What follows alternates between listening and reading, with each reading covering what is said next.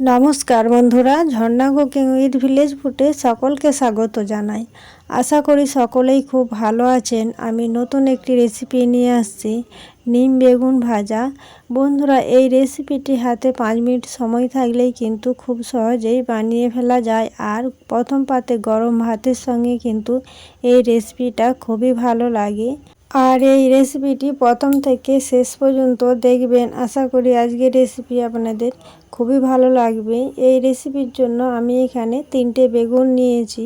এই বেগুনগুলোকে আমি ছোট ছোট করে কেটে নেব। এইভাবে আমি একটা বেগুন নিয়ে মুঠিতে 2 টুকরো করে কেটে নিলাম। এরপর এটাকে আমি আবার 3 টুকরো করে নেব। বন্ধুরা, আপনারা কিন্তু গোল গোল করেও কেটে ভাজতে পারেন। আমি এইভাবে করেই সব বেগুনগুলোই কেটে নেব। এই বেগুনটার মধ্যে পোকা আছে, তাই আমি এই বেগুনটা নেব না, এটা এক সাইডে রেখে দিলাম।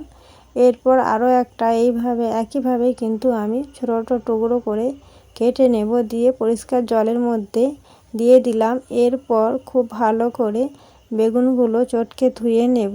বেগুনগুলো ধুয়ে আমি এই থালার মধ্যে তুলে নেব। বেগুনটা পরিষ্কার করে সব ধুয়ে এই থালার মধ্যে তুলে নিয়েছি। এরপর এর মধ্যে আমি পরিমাণ মতো লবণ আর হলুদ গুঁড়ো মাখিয়ে দেব। পরিমাণ মতো লবণ আর হলুদ গুঁড়ো বেগুনের মধ্যে দিয়ে দিলাম। এরপর হাত দিয়ে খুব ভালো করে আমি লবণ আর হলুদ এই বেগুনের সাথে মাখিয়ে নেব। দেখুন বন্ধুরা, খুব ভালো করে আমি মাখিয়ে নিয়েছি। এরপর 10 থেকে 15 মিনিটের মতো ঢাকা দিয়ে দেব, যাতে বেগুনটা খুব ভালো করে নরম হয়ে যায়। লবণ আর হলুদ মাখিয়ে রাখলে বেগুনটা খুব অল্প সময়ের মধ্যেই ভাজাও হয়ে যায়। আর আমি এখানে নিম পাতা নিয়ে পরিষ্কার জলে ধুয়ে নিলাম। এরপর আমি উনুন ধরিয়ে উনুনে কড়া বসিয়ে দিয়েছি। কড়াটা কিন্তু গরম হয়ে গেছে। এরপর কড়ার মধ্যে ধুয়ে রাখা নিম পাতাগুলো নাড়াচাড়া করে ভেজে নেব। আমি শুকনো কড়াই কিন্তু এখন ভেজে নিচ্ছি। এরপর জলটা শুকনো হয়ে গেলে তেল দেব। এরপর আমি পরিমাণ মতো তেল দিলাম, দিয়ে ভালো করে নাড়াচাড়া করে ভেজে নেব। নিম পাতা কিন্তু খুব ভালো খড়িয়ে ভাজবো না, খুব খড়িয়ে ভাজলে নিম পাতার গন্ধ কিন্তু চলে যায়। তাই আমি হালকা নিম পাতাগুলো ভেজে নিয়েছি আর এই পাত্রের মধ্যে তুলে নেব। দেখুন বন্ধুরা, নিম পাতার গন্ধটা কিন্তু খুব সুন্দর ছড়িয়েছে। আবারও একই কড়ার মধ্যে অল্প তেল দিলাম। এরপর যে বেগুনটা আমি ঢাকা দিয়ে রেখেছিলাম 15 মিনিট হয়ে গেছে, আর কতটা জল বেরিয়েছে দেখুন বন্ধুরা। এই জলটা কিন্তু দেব না, শুধু বেগুনগুলোই আমি এই তেলের মধ্যে তুলে দিলাম।